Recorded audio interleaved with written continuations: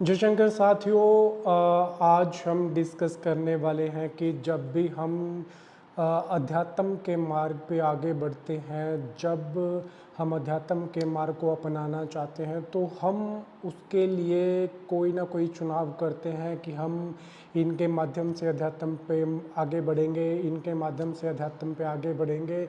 लेकिन सोचने वाली बात ये है कि आप जहाँ भी जुड़ते हैं वहाँ पे आपको ये ज़रूर देखना चाहिए कि जिनके थ्रू आप अध्यात्म के मार्ग पे बढ़ रहे हैं, क्या वो आर्थिक विकास में जुटे हुए हैं? क्या वो अपना आर्थिक विकास कर रहे हैं? अगर वो अपने आर्थिक विकास में जुड़े हुए हैं तो जो खुद मोह माया से मुक्त नहीं है तो वो आपको मुक्ति क्या देगा? आप देखिए कि आजकल अध्यात्म के नाम पे बहुत सारी प्रॉपर्टीज़ बनाई जा रही हैं।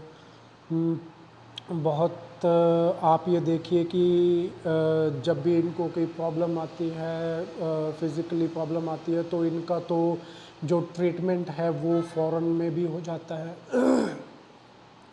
और बेसिकली आप ये देखिए कि अध्यात्म के मार्ग पे जब आप आगे बढ़ते हैं तो आपको अध्यात्म आप देखिए कि आपको अध्यात्म के रास्ते पे चलाकर कहीं आपका शोषण तो नहीं हो रहा। मैं देख रहा हूँ कि कहीं पे वो परसेंटेज तय कर दी जाती है कि आपको 1 महीने में इतना परसेंट देना है, तो कोई 10%, कोई 15%। तो यहाँ तो पहले से टैक्स बहुत ज़्यादा है, तो और ऊपर से 10%, 5% और ज़्यादा, 15% और। तो मतलब आप ये देखिए कि जो बातें आपको वहाँ बताई जाती हैं कि आप मोह माया का त्याग कीजिए, क्या वो खुद उस मार्ग पे हैं? है ना? ऐसा तो नहीं है कि आपके पास तो आपके पास तो मान लो कि सिविल हॉस्पिटल तक ट्रीटमेंट का पैसा नहीं है और उनका ट्रीटमेंट बाहर चल रहा है। तो आप ये देखिए कि क्या वाकई में आपका आध्यात्मिक विकास हो रहा है? क्या आप जिनसे जुड़े हैं, क्या वाकई में उनका आध्यात्मिक विकास है?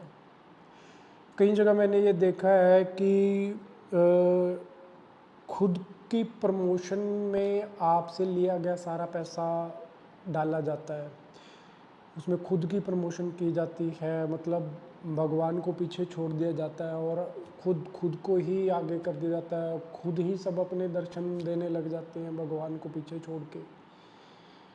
तो आप देखिए कि प्राचीन में क्या होता था कि